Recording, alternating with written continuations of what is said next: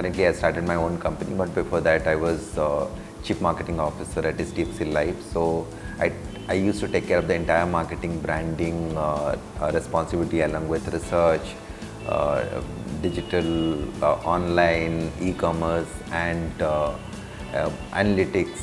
So the entire, also public relations. So the entire thing including advertising and public relations, so which is a front facing face of the company. So when I was doing my M.B.A, I was always interested in marketing, but what happens, when you start your job, mostly the kind of roles you get may not be marketing. So I started in GCMA, which is Amul, doing after the management trainee time during marketing, but quickly I moved to sales because unless you have got sales experience, it's very difficult to come back and understand what the customer wants. So I did sales role in GCMA for quite some time. Then I joined Pepsi. So I was again there as in a sales and distribution. Post that I joined Mattel, which is a toys company. So there I moved to marketing, back to marketing and strategy again. So post that I joined Reliance Infocom in a marketing and the strategy role. And after that I was with HDFC Life as chief marketing. Marketing role, typically you need good exposure in communication or management, because both are very important, because management will help you understand what are the right things to do for a company. So because what a typical marketing person does, he takes care about the customers or the prospects of the company. So imagine that you have got a product, but product needs to be told to the people. So how will the company tell about that product to the people who are there? So the people can be his existing customer who is already using the product, or they're the new set of customers. So existing customer can buy more from the same company, different product from the same company, or the new customer can get into buying stuffs from that company. In the sense, whether you passed out from IIT or average engineering college, because if you look at India has got too many people and too little seats. So there is a first level, there's a institute level differentiation, because unfortunately always a person passed out from a good institute always will be treated as at slightly higher level because nothing else to see. But currently what has happened, a lot of people have got some bit of job experience, that also plays a role. If someone has done let's say someone is an engineering student, he has worked 2 years in Infosys or TCS, that also plays a role when you are deciding. The third thing is what you need, but the job skills are very different from your education level. It's about how good that person will be in a team and how good that person will be in terms of adaptability. So confidence and adaptability are two things you require from a young person. Because if you realize, when we were studying, there was no internet, there was no computer, there was there was no mobile. So today when I am designing marketing programs in those kind of products, I've never studied about that. It's about my own learning and my adaptability and my learning from the environment, or understanding what is happening in the market is helping me to become a master in that subject. So anyone who is a self-learner, who pays premium to learning, anyone who he is actively interested in understanding what is new happening in the ecosystem. And third part is, if he's trying to understand what is happening on a customer side, at the qualities which you look for when you hire a fresher. And obviously along with all these things, that characteristic like passion, drive are very important from a young person. You don't want to hire a young person who looks lethargic, or he doesn't want to do stuff, or he's lazy in answering. You don't want those kind of person in your team, because the youth should bring about that change in terms of energy level. So I think that's the first thing which you look from a person. Start your day and understand, I prefer running. I start my day running, or doing some bit of physical exercise. Then I read my newspaper, have my breakfast. Then I try to come to office quick, early, and try to catch up on what is happening in the news side, and then catch up on the mails in terms of what I need to respond. Then obviously when you are in office, meetings take over, and you have to attend all the meetings depending on what your schedule look like. But I always try to keep 1 or 2 hours of me time so that I can learn something new, or research something more and work on the new idea. Because I realized in our field, when I was working in marketing, or currently when I'm doing my own company on digital transformation, a lot of new things are happening. So every day I try to keep at least 1 to 2 hours to understand what is happening new in the thing, and try to imagine or visualize if this needs to be done in my company or the companies I am working with, what changes I need to do, what different things I need to do. So what it helps that, you know, I may not require that today, but when the requirement comes, I am ready because my thinking already it is stored somewhere as a file that, you know, you have tried to visualize how this can be utilized for your organization or the organization you are working for.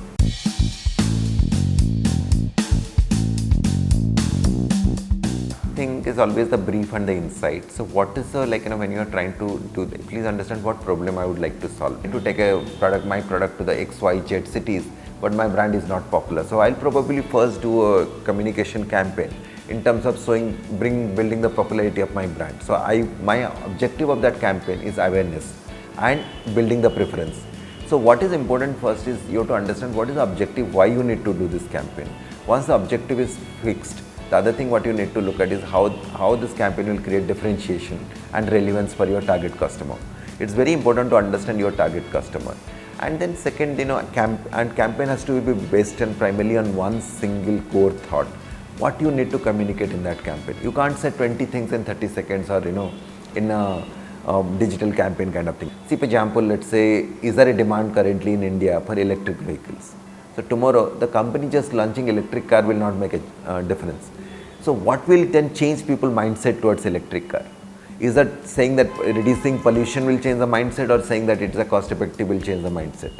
Or saying that you are building a better future for your, or living a better environment for your kid will change the mindset? So you have to first think and do research about that, find out the insight, which out of these three thoughts is most powerful, and build your campaign around that.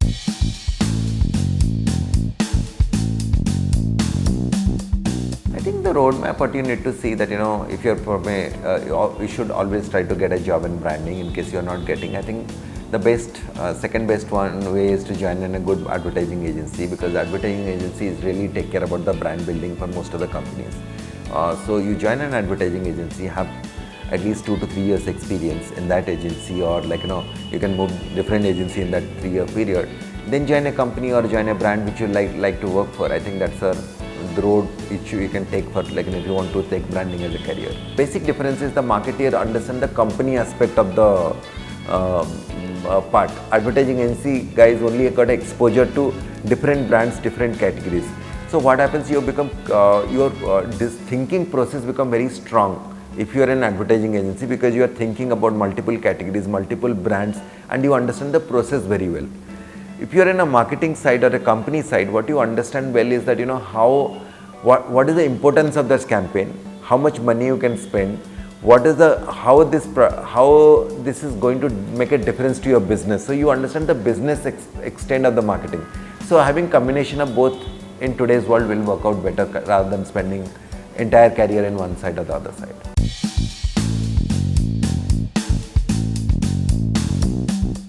Media habit of your customer. When you as a media professional, if you want to get into something, you need to understand how that media combination is making a difference to customer viewing habit. Is it like, you know, viewing habit, or how he is consuming media?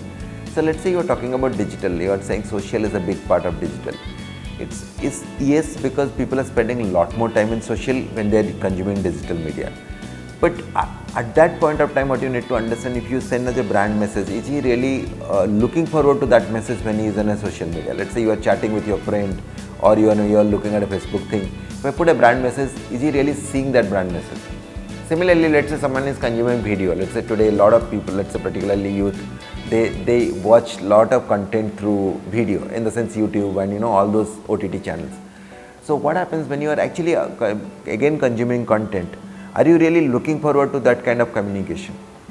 So what you need to understand is who's my customer set, how they're consuming this information and consuming the content or this thing, then whether your brand placement is right or wrong. So that's why there is no right or wrong answer in this. Like, you know, it depends on what is the brand I'm talking about, what communication I'm talking about, what segment of customer I'm talking about, and what kind of impact I want to create.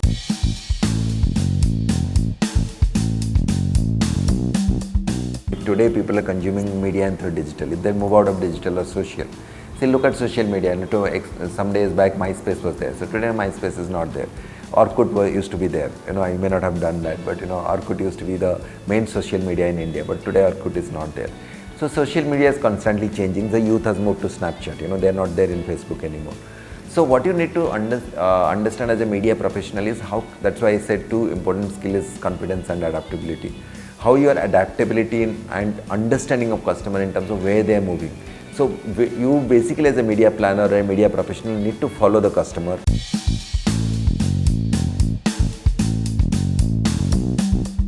My only suggestion is, if you're going abroad and spending that money, and find out the best institute to do that study, because anyone studied in a best institute or the top 10 institute for that discipline will definitely get a premium. It's just like it's a matter of time.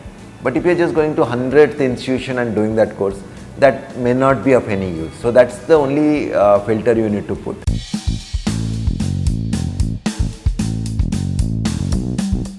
What we do is a behavioral understanding and data science and technology. See, all these three are pretty important because they go hand in hand. Because one is behavioral understanding, says what will make that person to change. See, what is marketing? I am actually forcing you to change your behavior or continue in a behavior, or I am asking you to say that this is something which you definitely want, which you may not want also.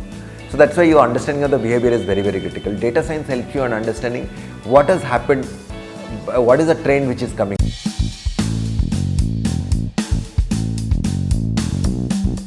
Communication as a soft skill is primary requirement, and you should be able to present yourself better, because in marketing is always about saying the same thing in a lesser number of words. So you should be able to concise your thoughts and tell in fewer words. That's a very, very important skill set. You have to be a team worker, because in marketing you work with multiple agencies, multiple different teams. Even within an agency you will work with creative team, you will work with the client servicing team, you will work with the planning team. In a marketing environment, you work with the digital team, you work with the data team, you work with the brand team, you work with the product team. So you will be working with multiple teams all the time, and they may not report to you. So your team working skill is a very, very important thing. Third thing is your ability to assimilate information and ability to see the future trends. Again, what I call as a learner mindset. So you have to think that you're a continuous learner.